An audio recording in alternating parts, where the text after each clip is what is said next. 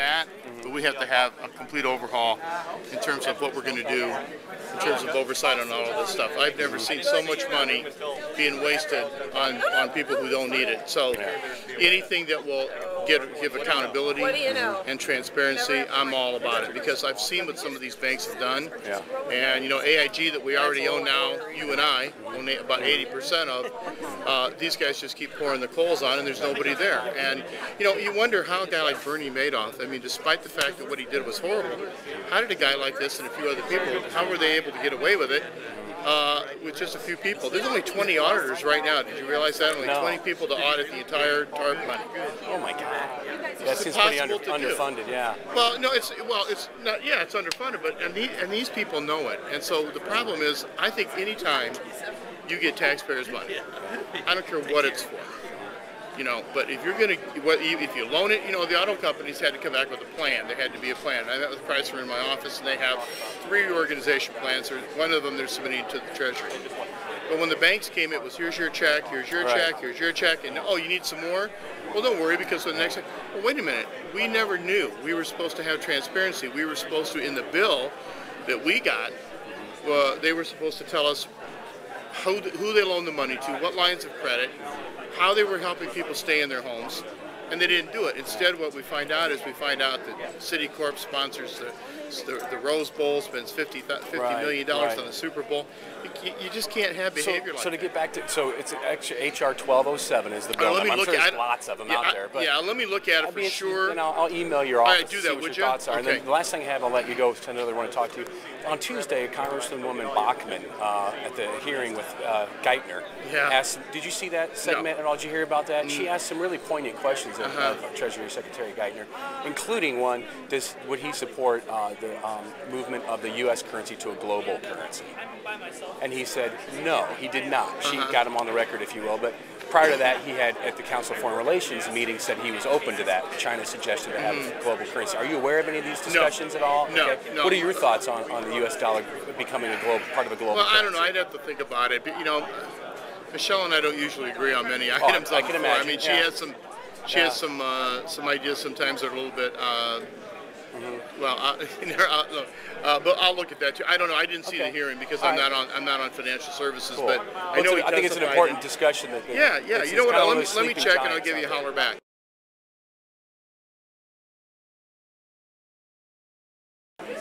Audit the Federal Reserve. Yeah. Yes, it's introduced by Congressman Ron Paul. It's got bipartisan support on both sides of the aisle right now. Bloomberg is suing the Federal Reserve for the rights to understand where all the trillions of dollars went without the collateral and all that good stuff. Are you familiar with that? Yes. Yes. I'm curious if you had a chance to look at the bill, or if you haven't thought on it, or if it's even on your radar screen. Well, it's like many of the bills that are currently pending to require stricter oversight of the Fed and our financial markets. Part of the problem is sorting through them all and deciding which are going to be moving to the floor, either through the Financial Services Committee or from leadership. Okay. So I can tell you that without having read the language of the bill, I can tell you that I support greater oversight and accountability of the Fed. I think the American people deserve that, and that's why I've been working on so many fronts to try to tighten up the accountability and transparency in how those transactions take place. Excellent. One follow-up, and then I'll let you go. The Congresswoman Bachmann on Tuesday at the hearing asked Treasury Secretary Geithner a lot of hard questions about the Federal Reserve, and including, she said, do you support the movement of the U.S. currency to a global currency? I don't know if you recall hearing any of these headlines and so forth. I'm curious about that particular comment, that question. I mean, what are your thoughts about the potential of the U.S. currency joining a global currency? Well, I have to say, in light of some of her recent comments encouraging an armed uprising against the United States, I don't place a lot of stock and credibility in some of the things that Congresswoman Bachmann says. The fact that she called for an investigation of the members of Congress who were un-American gives your readers some idea of what her perspective is. I think she asked a legitimate question. I don't think there's any foreseeable plan in place to move in the direction that she was talking about. And quite frankly, we have a big enough challenge right now trying to stabilize our markets without looking at something that's going to be conflicting and cause controversy.